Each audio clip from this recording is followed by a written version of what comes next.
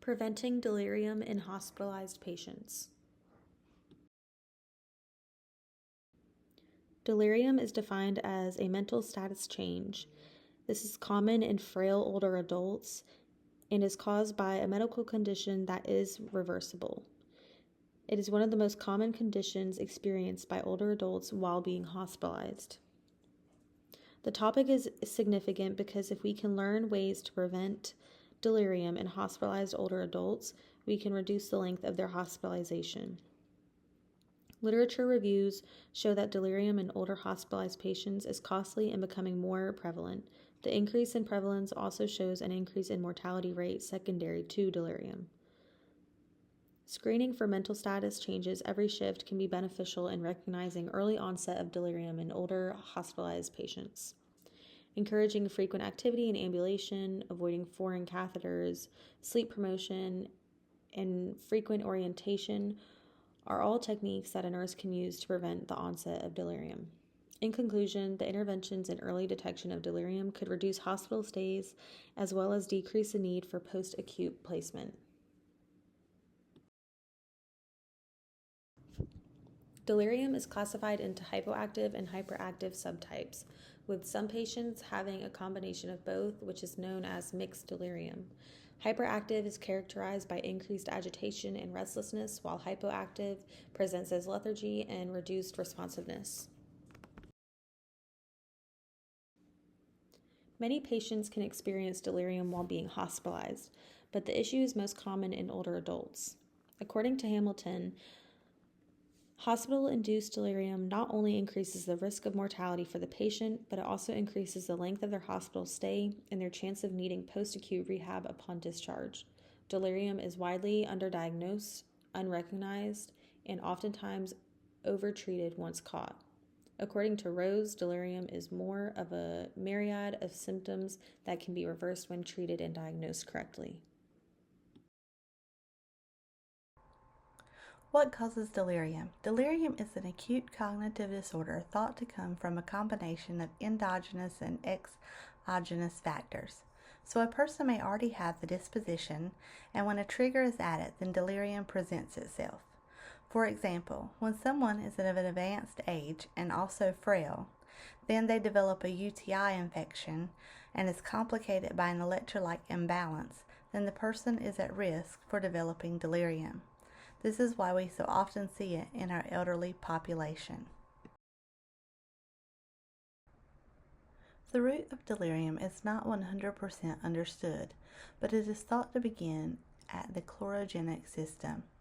So when we add drugs with an anti-chlorogenic nature, then the risk for delirium is increased. Many disease processes such as congestive heart failure, sepsis, hypertension, are treated with these types of drugs.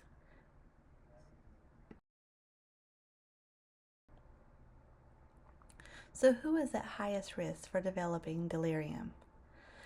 Among ICU admissions, those with respiratory disease, unplanned emergent surgery, metabolic disorders, a frailty score of greater than 3, organ failure, or an extended time on the vent have a higher risk of developing delirium.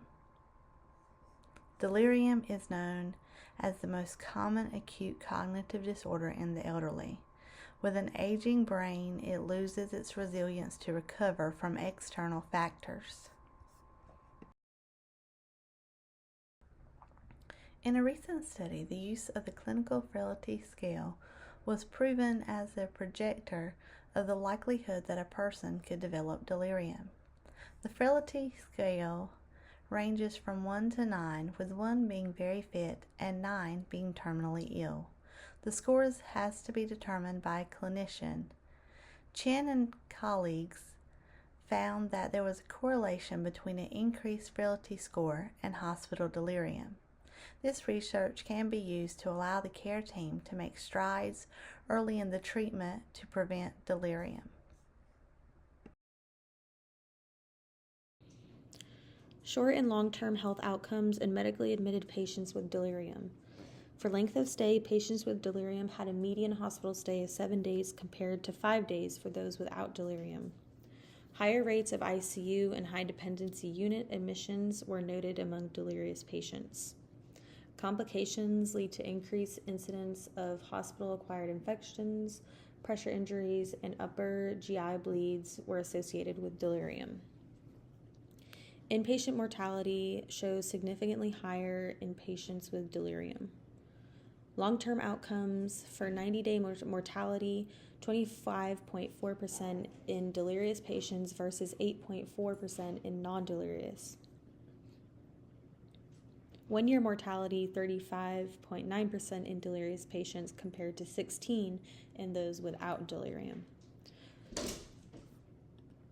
Delirium was linked to shorter survival at both 90 days and 1 year in a survival analysis. Among those with delirium, 53.6% had persistent symptoms at discharge, correlating with longer hospital stays and higher mortality rates. In conclusion, delirium in elderly hospitalized patients is associated with significant short and long-term adverse outcomes, including increased mortality and hospital complications. Early recognition and targeted interventions are crucial to mitigate these risks. Prevention strategies include screening tools that can be done every shift to assess for delirium. Sleep-wake routines are important to maintain, such as keeping the blinds open during the day and keeping it dark and low stimulation at nighttime to encourage sleep and rest. Encourage family visitation, encourage frequent ambulation and getting out of bed, and cognitive stimulation.